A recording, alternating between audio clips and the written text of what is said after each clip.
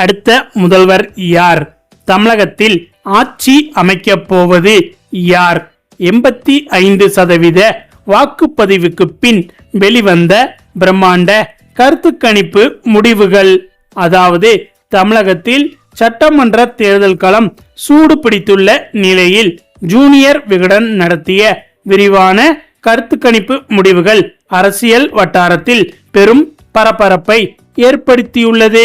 தமிழகத்தில் 234 தொகுதிகளிலும் மேற்கொள்ளப்பட்ட இந்த ஆய்வின் முடிவுகள் தற்போது வெளியாகியுள்ளது. இந்த கருத்து கணிப்பின்படி தமிழகத்தில் மீண்டும் திமுக தலைமையிலான கூட்டணிக்கே ஆட்சி அமைக்க வாய்ப்பு உள்ளதாக தெரிகிறது. மொத்தமுள்ள 234 இடங்களில் 121 தொகுதிகளில் திமுக கூட்டணி வெற்றி பெறக்கூடும் என்று கணிக்கப்பட்டுள்ளது. இதில் திமுக தனித்து 97 இடங்களை கைப்பற்றும் என்றும், காங்கிரஸ் 10, தேமுதிக 4, சிபிஎம் 4, விசிக 3, சிபிஐ 2 மற்றும் மதிமுக 1 இடத்தை பிடிக்கும் என்றும் கூறப்பட்டுள்ளது. மறுபுறம் பிரதான எதிர்க்கட்சியான அதிமுக தலைமையிலான கூட்டணி 83 இடங்களில் வெற்றி பெற வாய்ப்பு உள்ளதாக தெரிகிறது.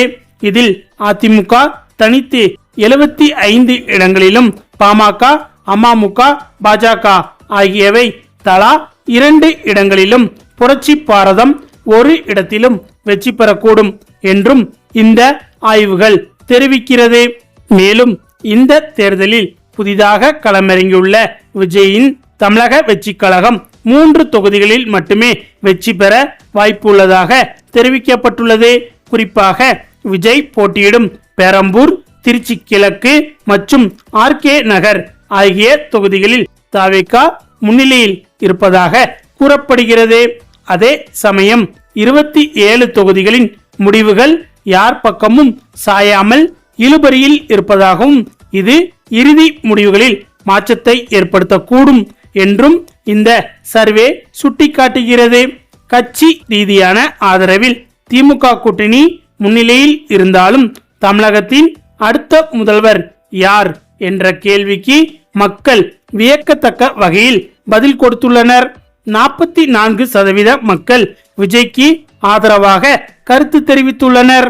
தற்போதைய முதல்வர் மு.க. ஸ்டாலினுக்கு 28% மக்களும், எடப்பாடி பழனிசாமிக்கு 25% மக்களும், சீமானுக்கு 3% மக்களும் ஆதரவு தெரிவித்துள்ளனர். எதிர்கால அரசியலில் முக்கியமான தலைவராக யார் இருப்பார்கள் என்ற கேள்விக்கு 47%த்திற்கும் அதிகமானோர் விஜயை சுட்டிக்காட்டியுள்ளனர். மேலும் அக்னி நியூஸ் சர்வீசஸ் என்ற நிறுவனம் தமிழ்நாட்டில் உள்ள 234 தொகுதிகளிலும் கருத்து கணிப்பு நடத்தியது. கருத்து கணிப்பு முடிவுகளை நேற்றும் வெளியிட்டது. அதில் 2026 சட்டமன்ற தேர்தலில் 178 இடங்களை கைப்பற்றி திமுகவே மீண்டும் ஆட்சி அமைக்கும் என்று தெரிவித்துள்ளது. 2026 தமிழ்நாடு சட்டப்பேரவை தேர்தலில் முதலமைச்சர் மு.க. ஸ்டாலின் தலைமையிலான திமுக கூட்டணி 178 இடங்களை கைப்பற்றி மீண்டும் ஆட்சியை தக்க வைக்கும் என்றும், எடப்பாடி பழனிசாமி தலைமையிலான அதிமுக கூட்டணி 56 இடங்களை பிடிக்கும் என்றும், மண்டல வாரியான தரவுகளை பார்க்கும்போது சென்னை மண்டலத்தில் உள்ள 37 தொகுதிகளில் 36 இடங்களை கைப்பற்றி திமுக கூட்டணி அசுர பலத்துடன் உள்ளது என்றும், இங்கு அதிமுக 1 இடத்தில் மட்டுமே முன்னிலை வைக்கிறது என்றும், மத்திய மண்டலத்தில் 37இல் 35 இடங்களையும், தென் மண்டலத்தில் 58இல் 42 இடங்களையும் திமுக கைப்பற்றும் என்றும் தெரிவிக்கப்பட்டுள்ளது.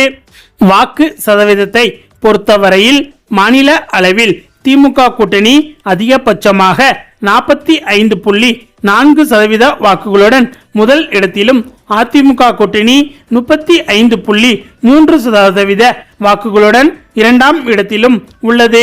நடிகர் விஜய் தலைமையிலான தவிக 11.5% வாக்குகளை பெறும் என்றும், சீமானின் நாம் தமிழர் கட்சி ஒட்டுமொத்தமாக 5.6% வாக்குகளை பெறும் என கணிக்கப்பட்டுள்ளது.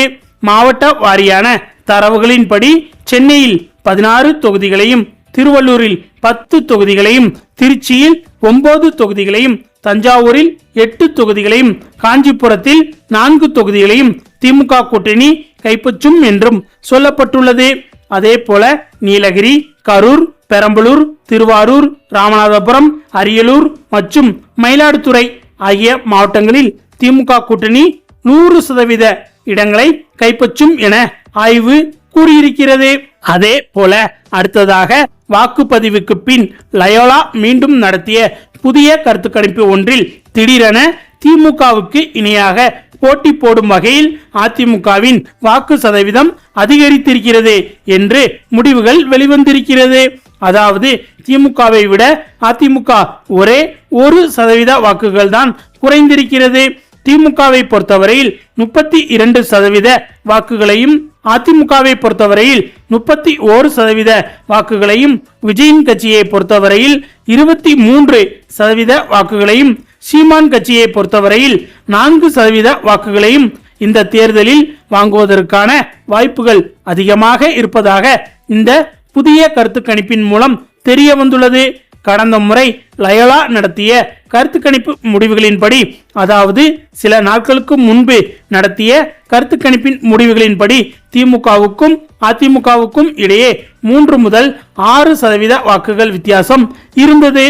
ஆனால் தற்போது வெறும் 1% வாக்கு வித்தியாசம்தான் இருக்கிறது. அதற்கு காரணம் திடீரென மக்களின் மனநிலை மாறி இருக்கிறது என்று இந்த கருத்து கணிப்பு முடிவுகளில் தெரிய வந்துள்ளது.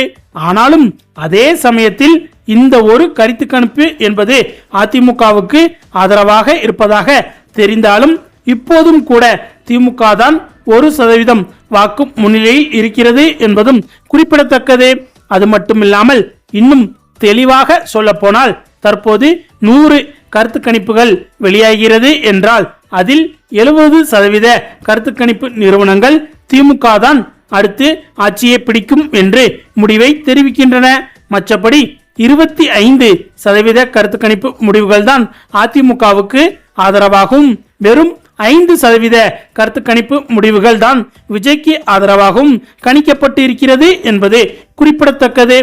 ஆக மொத்தம் எது எப்படி இருந்தாலும் மீண்டும் திமுக தான் ஆட்சி அமைக்கும் என்று தேர்தலுக்கு பின் வெளிவந்த கருத்து கணிப்பு முடிவுகள் கூறி வருகிறது என்பது குறிப்பிடத்தக்கது. ஓகே ஃப்ரெண்ட்ஸ், இந்த கருத்து கணிப்பு முடிவுகள் பற்றியும், அதே போல இதில் எந்த கருத்து கணிப்பு நிறுவனம் துல்லியமாக கணித்திருக்கிறார்கள் என்பதை பற்றியும் உங்களுடைய கருத்துக்களையும் கமெண்ட்ல சொல்லுங்க. மேலும் இந்த வீடியோ பிடிச்சிருந்தா லைக் பண்ணுங்க, ஷேர் பண்ணுங்க, நம்ம சேனலை மறக்காம சப்ஸ்கிரைப் பண்ணுங்க.